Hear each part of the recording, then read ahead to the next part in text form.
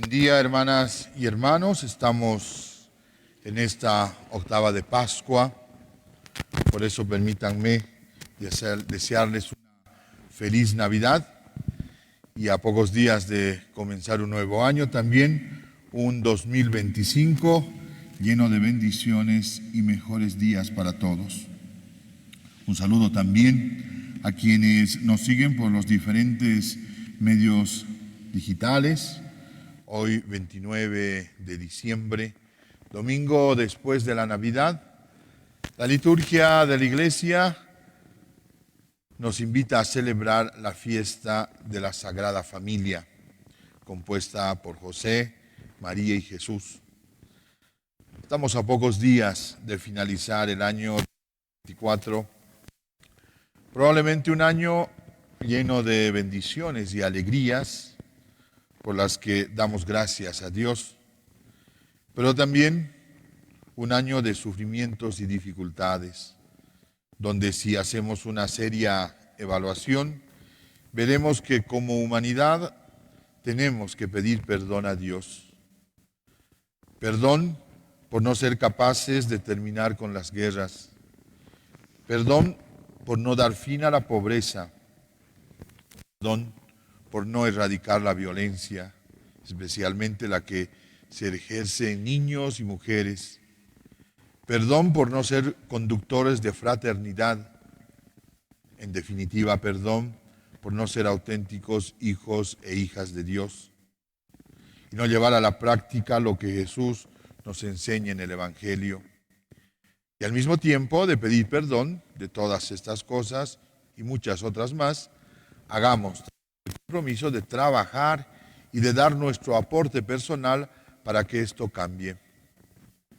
Seguramente un año de particular sufrimiento también como pueblo boliviano, ya que vivimos en una incertidumbre económica, en una indefensión absoluta, donde la justicia es menos justa. Un país que llora porque ha sufrido un atentado cobarde a la madre tierra con la quema de bosques y la contaminación de ríos. Frente a esto podemos preguntarnos, ¿qué nos queda por hacer? Y es ahí donde el Papa Francisco nos invita a vivir lo que queda de este año y el próximo, el jubileo de la esperanza. Nos dirá el mismo Papa, mirar el futuro con esperanza también equivale a tener una visión de la vida llena de entusiasmo. Esto significa que debemos ser conscientes que estos tiempos difíciles cambiarán, no solo poniendo nuestra confianza en lo que podamos hacer nosotros, sino sobre todo en lo que Dios puede hacer. Este año jubilar, el Papa ya lo inauguró el pasado 24 de diciembre y justamente hoy, 29 de diciembre, será inaugurado en diferentes diócesis para que todos podamos vivir esta extraordinaria experiencia. Decíamos que hoy celebramos la fiesta de la Sagrada Familia, fiesta que se encuentra dentro de la novena de la Navidad y que tiene mucha relación justamente con el nacimiento de Jesús. Recordemos que el nacimiento de Jesús responde al plan divino de Dios que tiene para la humanidad, que es la salvación.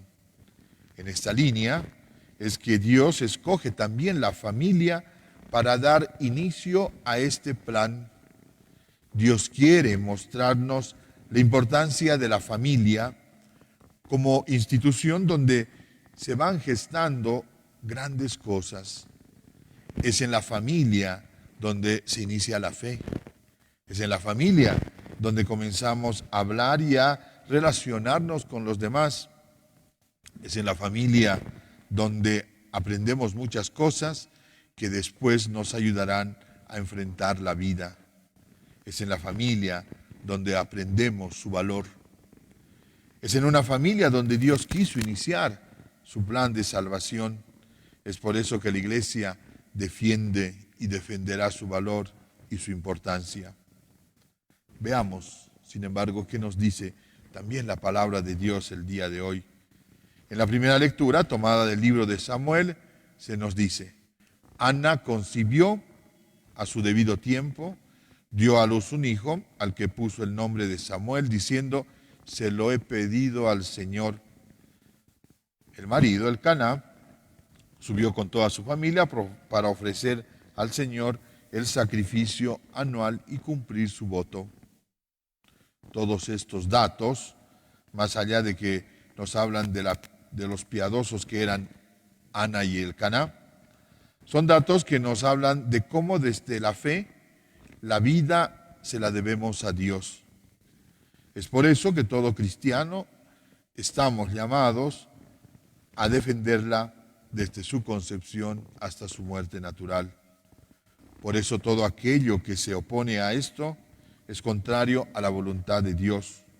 Y por eso la familia es considerada el sagrario de la vida. Es el lugar donde se inicia la vida y debe ser también el lugar donde se la proteja. Pidamos que también las respectivas autoridades interpongan todos sus buenos oficios para defender y proteger a la familia. Además, encontramos otro elemento en la primera lectura. Dice: ahora yo a mi vez se lo cedo a él para toda su vida, quede cedido al Señor.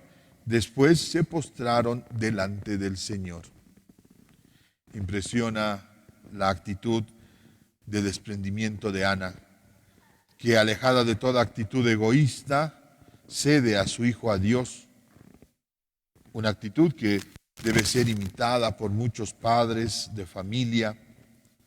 Por un lado, apoyando a sus hijos para que emprendan vuelo, marchen a formar otra familia, o como puede también ser el caso, puedan consagrar su vida al servicio de Dios, siendo sacerdotes, religiosos, consagrados, o escogiendo una profesión.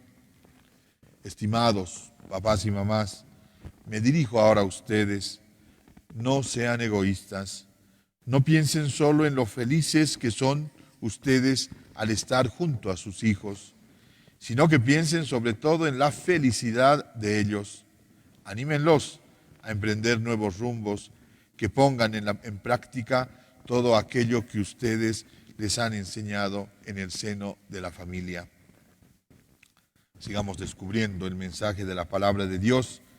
San Juan en la segunda lectura dice: miren cómo nos amó el Padre, quiso que nos llamáramos hijos de Dios, y nosotros lo somos realmente. En otras palabras, podemos decir que Dios nos ha hecho hijos suyos por amor, y es ese amor que debe regir primero nuestra relación con Él. No pensemos que nuestra relación debe darse por el miedo o simplemente por el cumplimiento. No, Dios nos hizo suyos por amor. Es ese amor, además, que debe también guiar nuestras relaciones con los demás. Por eso continúa diciendo Juan en el texto de hoy: su mandamiento es este, que creamos en el nombre de su Hijo Jesucristo y nos amemos los unos a los otros como Él nos ordenó. Aquí vale la pena preguntarnos: ¿nos relacionamos con los demás inspirados en el amor de Dios que tiene a nosotros? Si la respuesta fuese sí, entonces debemos también preguntarnos: ¿por qué hay todavía en el mundo violencia, guerra, habladurías, chismes, etcétera? ¿No será acaso que debemos revisar en base a qué se dan nuestras relaciones con los demás? Y justamente, si nos ponemos a pensar bien, todo esto también lo vamos aprendiendo en la familia, no en la calle ni en el colegio, sino en el seno de la familia. Muchos se preguntarán: ¿hay algún discurso de parte de Jesús en el Evangelio que defienda la familia? A esto debemos decir que no. No hay ningún discurso ni parábola, pero lo que sí hay es un gran acontecimiento. Dios eligió revelar a su Hijo en medio de una familia. Prueba de ello es la imagen del pesebre. San Lucas lo narra de este modo refiriéndose a los pastores. Fueron rápidamente y encontraron a María, a José y al niño acostado en el pesebre. Prueba de ello es también la escena que hoy se nos describe en el Evangelio. Contemplando ambas imágenes, ambos acontecimientos, podemos decir que la familia es lugar de encuentro con Dios. Podemos incluso decir, sin temor a equivocarnos, que la familia, desde la mirada de la Iglesia, es la primera escuela de fe. Es la familia donde descubrimos la experiencia de Dios. De eso se nos habla en el Evangelio de hoy. Dice, los padres de Jesús iban todos los años a Jerusalén en la fiesta de Pascua. Cuando el niño cumplió 12 años, subieron como de costumbre. Vemos como José y María eran buenos practicantes de las costumbres religiosas de la época. Por eso se dice, como todos los años y de costumbre. En este aspecto, han sido sin duda buenos maestros para Jesús, que lo fueron motivando para que también el mismo Jesús experimente esa y muchas otras prácticas religiosas. Nos damos cuenta cómo el ejemplo de los padres de Jesús fue de vital importancia. Queridos papás, no descuiden también ustedes ser maestros de espiritualidad para sus hijos. Edúquenlos en las buenas prácticas religiosas, que sus hijos aprendan como Jesús a crecer en gracia delante de Dios. Educar a los hijos en la fe es sin duda una de las mejores inversiones que se pueda hacer. Cuando nos ponemos a pensar que Dios, en su voluntad, quiso que su plan de salvación se iniciara en una familia, podemos también pensar que Dios hubiera protegido a esa familia de todo peligro, de todo dolor o sufrimiento. Y no fue así. Por el contrario, la Sagrada Familia experimentó el sufrimiento. Por ejemplo, cuando José y María no encontraban un lugar donde hacer nacer a Jesús, o cuando tuvieron que huir a Egipto para cuidar la vida del niño, o como ahora en el relato que hemos escuchado, experimentan la angustia, dice el texto, María refiriéndose a Jesús, tu Padre y yo te buscábamos angustiados. La Sagrada Familia supo también enfrentar las tantas situaciones de dolor. Ese su ejemplo nos ayude a reconocer y a solidarizarnos también con el sufrimiento de tantas familias que tienen que enfrentar, por ejemplo, la falta de empleo o lo que experimentamos todos hoy, la subida de precios, escasez de productos, aquellas familias que sufren en sus hogares violencia o las que se ven obligadas a separarse porque uno de los integrantes debe partir a otros países a buscar mejores condiciones de vida. Un último aspecto que quiero subrayar es en el texto de Lucas, que se nos dice que Jesús regresó con sus padres a Nazaret y vivía junto a ellos. No debemos olvidar la responsabilidad que los padres tienen en la educación y el desarrollo de sus hijos. El hecho de que Jesús estaba sujeto a sus padres significa que ambos, José y María, tenían una responsabilidad que estoy seguro la han asumido con todo lo que significa esto.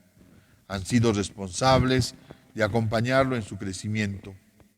Por eso terminará el texto de hoy diciendo, Jesús iba creciendo en sabiduría, en estatura y en gracia delante de Dios y de los hombres.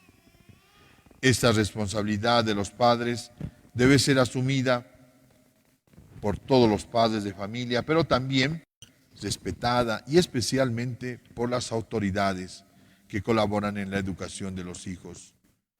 No se puede querer despojar a los padres de este derecho, por ejemplo, en el ámbito educativo, imponiendo ideologías o concepciones de vida. Son los padres los primeros responsables de la educación de sus hijos. Los demás somos solo colaboradores. En este sentido, no se puede dejar la educación de los hijos a otras instancias o personas. Queridos hermanos, pidamos a la Virgen María, Madre de Dios y Madre nuestra, interceda por todos nosotros y nos acompañe a vivir un auténtico año jubilar, y que sea ella la que con su amor maternal interceda por las familias del mundo y de toda Bolivia. Amén.